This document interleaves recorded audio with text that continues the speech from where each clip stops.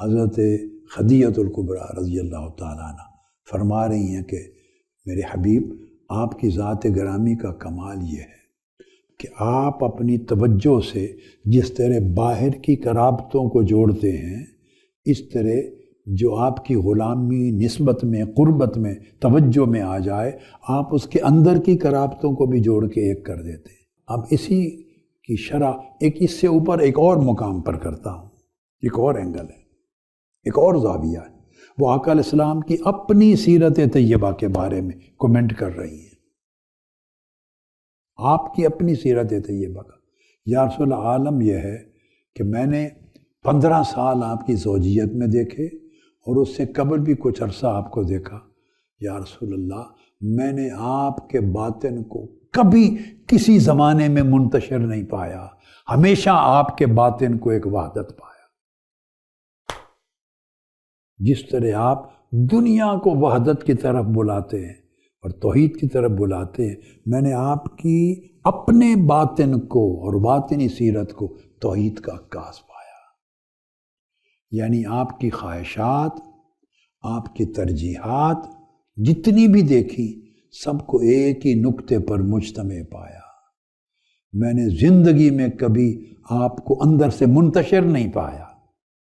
آقا علیہ السلام کا آسمان وجود ہے، وجود کا آسمان، اس کے جتنے ستارے ہیں آپ کے اندر، ان ساروں کو صلہ کے ساتھ، صلۃ الارحام کے ساتھ جوڑ کے ایک کر دیا تھا۔ میں نے اگر آپ کے اندر کوئی چاہت دیکھی تو اس چاہت کا مرکز بھی ایک تھا، کوئی امید دیکھی اس امید کا مرکز بھی ایک تھا، کبھی خوف دیکھا تو اس کا مرکز بھی ایک تھا، محبت دیکھی تو اس کا مرکز بھی ایک تھا۔ میں نے آپ کے اندر جتنے باطنی سوتے پھوٹتے ہوئے دیکھے، سب کو اللہ کے ایک ہی مرکز پہ جڑا ہوا پایا۔ آپ کبھی ٹوٹے نہیں اپنے مولا سے، تو وہ رب آپ کو کیسے ٹوٹنے دے گا اور آپ کے مشن کو کیسے ٹوٹنے دے گا؟ آپ خود انڈیویزیبل ہیں، آپ کا مشن بھی انڈیویزیبل رہے گا۔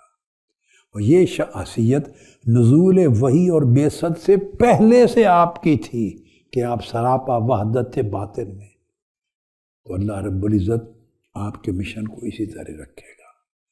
اس کا اشارہ قرآن مجید نے بعد میں جا کر کیا، ما کذب الفؤاد ما رأى، جو آپ کے دل نے دیکھا وہی آنکھیں دیکھ رہی ہیں، جو کان سنتے ہیں وہی دل سن رہا ہے، جو دل چاہتا ہے وہی آپ کے ذہن میں ہے، جو ذہن چاہتا ہے وہی آپ کے قلب میں ہے، جو دل چاہتا ہے ادھر ہی آپ کے ہاتھ ہل رہے ہیں، ادھر ہی قدم اٹھ رہے ہیں۔ یعنی آپ کے ظاہر اور باطن کے سارے اعضاء میں ایک ہی مرکزیت ہے، یہ صلہ رحمی۔ اگر انسان صلہ رحمی کے اس باطنی مفہوم کو پا لے تو سوال پیدا ہوتا ہے فرق کیا آئے گا اس سے؟ اگر اس مفہوم کو پا لے ہماری زندگیوں میں کیا فرق آئے گا؟ واہ سبحان اللہ، یہ بڑی عمدہ بات ہوگی اگر آپ دل میں یہ سوال لائیں اور اس کے جواب کو اندر سمو لیں۔ ہاں، اگر یہ باطنی صلہ رحمی کر لے اور انسان اپنے سارے اعضاء کو، اجزاء کو، رجحانات کو، ترجیحات کو، خواہشات کو، شہوات کو، لطائف کو، اندر جو جو صلاحیتیں کا فرما جوڑ کے ایک مرکز پہ لے آئے، تو فائدہ یہ ہوگا کہ عقل جو پہلے خواہش کی لونڈی رہتی ہے، عقل خواہش کی لونڈی رہتی ہے، وہ قلب یعنی دل کی خادمہ بن جائے گی، عقل دل کی خادم ہو جائے گی۔ ہماری سماعت جو شور کی اسیر رہتی ہے، نوائز، شور، اس کی قیدی رہتی ہے، وہ شور کی نہیں، خاموش صدا کی طالب بن جائے گی۔ اور بصارت، آنکھوں کا دیکھنا، جو پہلے کثرت میں گم رہتی ہے، یہ دیکھیں یہ دیکھیں یہ دیکھیں، یہ کہیں ٹکتی نہیں، کثرت میں گم رہتی ہے، وہ صرف حق کی رؤیت کی جو وحدت ہے، وحدت حق کی، اس کی رؤیت میں گم ہو جائے گی۔ اور نفس جو ہر طرف پھیلتا چلا جاتا ہے اور کہیں قرار نہیں پکڑتا، وہ صرف ایک رب کے آگے جھکنا سیکھ لے گا۔ یوں ہمارے باطن کے اندر ایک نظم آ جائے گا، اور اگر نظم آ جائے تو یہی اتصال ہوگا، یہی ہماری باطنی صلہ رحمی ہو جائے گی۔ اس کو آپ یوں بھی سمجھ لیں آسان طریقے سے، گویا باطنی صلہ رحم کا مطلب یہ ہوا کہ انسان کی ساری ترجیحات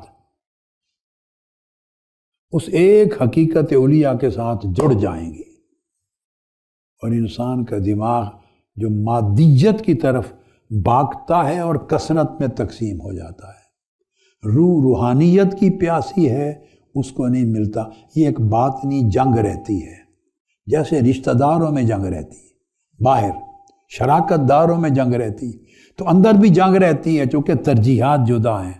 انک لتصل الرحم کا مطلب یہ ہے کہ یا رسول اللہ، آپ اپنی توجہ باطنی سے امت کے ہر فرد پر کرم کر کے چاہتے یہ ہیں کہ ان کے دل کو اور اندر کے اعضاء کو سچائی کے ایک مقام پر اس طرح فائز کر دیا جائے کہ دماغ دل کے تابع ہو جائے، دل وحی الہی، حکم الہی اور حکم رسول کی آئینہ دار بن جائے۔